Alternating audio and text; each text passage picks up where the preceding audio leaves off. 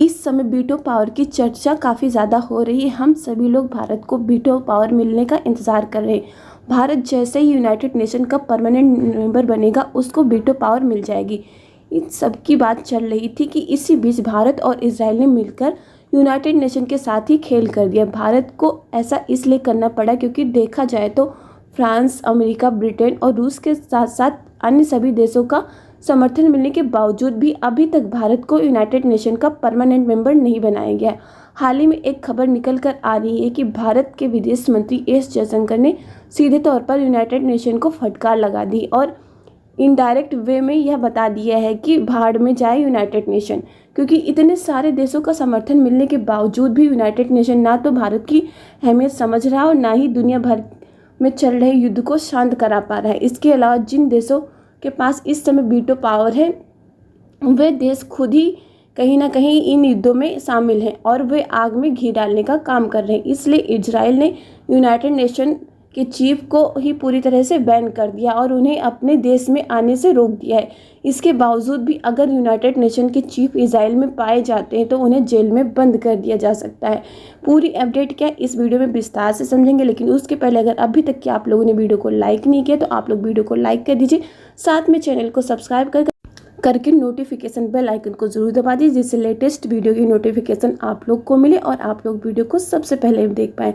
दुनिया के ज़्यादातर देश चाहते हैं कि यूनाइटेड नेशन सिक्योरिटी काउंसिल में भारत को परमानेंट मेंबर की सीट मिले, जिससे भारत को वीटो पावर मिल सके, जैसे कि चीन को मिली हुई।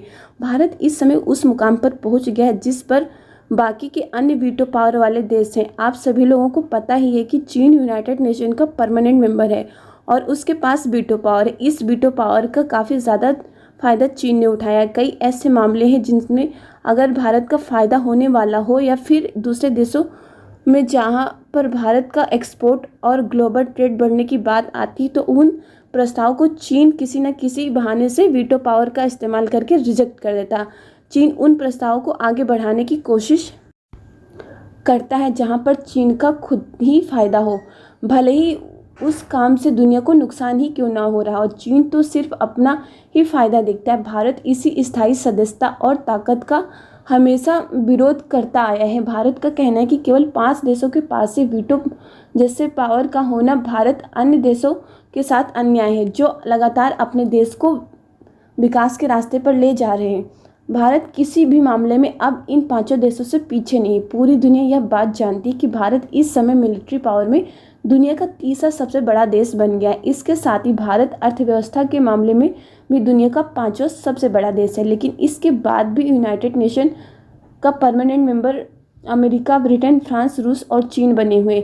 इन देशों के पास वीटो पावर भी। भारत इस समय विश्व की 5वीं सबसे बड़ी अर्थव्यवस्था है, लेकिन भारत यूनाइटेड नेशन का परमानेंट मेंबर अभी तक नहीं बन पाया। पिछले 10 सालों से भारत यह बात करते आ रहा है कि यूनाइटेड नेशन में बदलाव होना चाहिए। यूनाइटेड नेशन के पुराने नियम को बदलकर और भी परमानेंट मेंबर बनाने चाहिए और उन्हें वीटो पावर भी देनी चाहिए। हाल ही में अमेरिका में यूनाइटेड नेशन की मीटिंग हुई। उस मीटिंग में 193 देशों के राष्ट्रीय अध्यक्ष उपस्थित थे। इस मीटिंग में इन सभी देशों ने भी वही बात कही जिसे भारत पिछले 10 सालों से कहता आया है। इस बैठक में चीन की तरफ से भी यह कहा गया कि यूनाइटेड नेशन में कुछ बदलाव होने चाहिए और यूनाइटेड नेशन को साउथ एशिया की ताकत को समझकर स्थायी सदस्यों की संख्या को बढ़ाना चाहिए। इस मीटिंग में चीन की तरफ से सीधे तौर पर भारत का सपोर्ट नहीं किया गया, लेकिन उसने साउथ एशिया के देशों को शामिल करने की बात की। इस मीटिंग में भारत के विदेश मंत्री एस जयशंकर ने अपनी बात रखी और उन्होंने कहा कि यूनाइटेड नेशन के कानून में अब बदलाव होना चाहिए और भारत को स्थायी सदस्य के रूप में शामिल किया जाना चाहिए। लेकिन इसके बावजूद यूनाइटेड नेशन पर कोई फर्क नहीं पड़ा। इतने सारे देशों के समर्थन के बावजूद भी भारत को यूनाइटेड नेशन का परमानेंट मेंबर बनाने और यूनाइटेड नेशन में बदलाव करने के लिए अभी तक कोई कदम नहीं बढ़ाया गया है, जिसके कारण यूनाइटेड नेशन की भी मुसीबत बढ़ती हुई देखी जा सकती। इस समय जहां एक तरफ भारत यूनाइटेड नेशन पर भारी पड़ा, वहीं इजराइल भी अब यूनाइटेड नेशन के खिलाफ हो गया और हाल ही में भारत के विदेश मंत्री एस जयशंकर ने कहा कि यूनाइटेड नेशन पुरानी फैक्ट्री होगी जो बदलते मार्केट और समय के साथ बदलना चाहिए। वह हम अपने पुराने नियमों के साथ आगे बढ़ना चाहती है जो कि पूरी तरह से जर्जर है। यूनाइटेड नेशन के जो स्थायी सदस्य देश हैं उनमें से भी कई देश पहले भारत के पक्ष में नहीं थे। अगर सभी भारत के पक्ष में होते तो भारत को कब की स्थायी सदस्यता मिल गई होती। भारत के विदेश मंत्री ने कहा कि इस समय दुनिया के कई देशों में युद्ध चल रहे हैं, लेकिन यूनाइटेड नेशन इन युद्धों को शांत नहीं करा पा रहा है, बल्कि यूनाइटेड नेशन के उन सदस्यों में से भी कुछ का इन युद्धों को बढ़ावा दिया जा रहा है जिनके पास वीटो पावर है। इस समय यूनाइटेड नेशन पर सिर्फ भारत ही भारी नहीं पड़ रहा, बल्कि भारत से ज़्यादा इजराइल भारी पड़ रहा है। हाल ही में जो ईरान के द्वारा इजराइल पर जो घातक अटैक हुआ, उसका आरोप इजराइल ने सीधे तौर पर यूनाइटेड नेशन की चीफ पर लगाया है। इजराइल का कहना है कि यूनाइटेड नेशन के जो चीफ हैं उन्होंने इजराइल में रेपिस्ट और हत्यारों का समर्थन किया, इसलिए इजराइल ने यूनाइटेड नेशन के चीफ को पर्सोना नॉन ग्रेटा की श्रेणी में डाल दिया, यानी कि अब यूनाइटेड नेशन के चीफ किसी भी हालत में इजराइल में प्रवेश नहीं कर सकते हैं। इस आरोप से यूनाइटेड नेशन की जो बेइज्जती हुई है उसकी भरपाई करना काफ़ी मुश्किल है। इसके अलावा फ्रांस, जो कि यूनाइटेड नेशन का परमानेंट मेंबर है, उसे भी इजराइल ने अच्छे से समझा दिया है। इस समय आप सभी लोगों को पता ही है कि इजराइल का ईरान और लेबनान जैसे देशों के साथ युद्ध चल रहा है। फ्रांस ने इजराइल को हथियारों की सप्लाई बंद कर दी। इसके साथ ही फ्रांस अन्य पश्चिमी देशों से यह मांग कर रहा था कि वह इजराइल को हथियारों की सप्लाई करना बंद कर दे।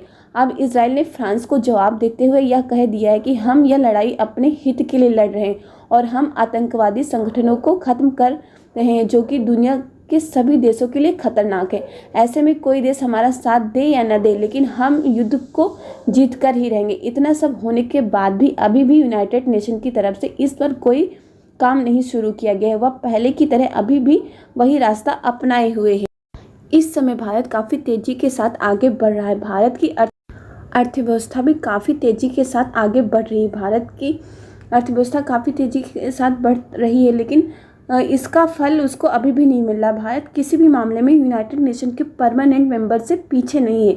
उसके बावजूद भी अभी तक यूनाइटेड नेशन की तरफ से भारत को यूएन का परमानेंट मेंबर नहीं बनाया गया है। आप सभी लोग को पता ही है कि भारत को वीटो पावर न मिलने पाए, इसकी सबसे ज़्यादा कोशिश चीन ही कर रहा है, क्योंकि जो हाल ही में यूनाइटेड नेशन की मीटिंग अमेरिका में हुई है उसमें अन्य देशों ने तो भारत का समर्थन किया, लेकिन चीन ने अभी भी सीधे तौर पर भारत का सपोर्ट नहीं किया है।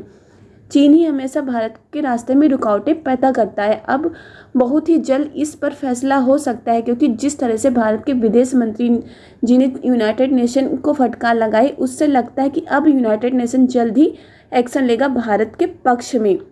आगे क्या होगा ये तो समय ही बताएगा, और जो भी कुछ भी अपडेट आएगा उस पर आपको वीडियो के माध्यम से बताया जाएगा। आपकी इस पर क्या राय है, अपनी राय कमेंट करके ज़रूर बताएं। आप लोग को वीडियो पसंद आए तो वीडियो को लाइक कर दीजिए, साथ में चैनल को सब्सक्राइब कर नोटिफिकेशन बेल आइकन को जरूर दबा दीजिए, जिससे जब भी चैनल पर नई वीडियो आए तो उसकी नोटिफिकेशन आप लोग को मिले और आप लोग वीडियो को सबसे पहले देख पाएँ। इस वीडियो में बस इतना ही। जय हिंद, जय भारत।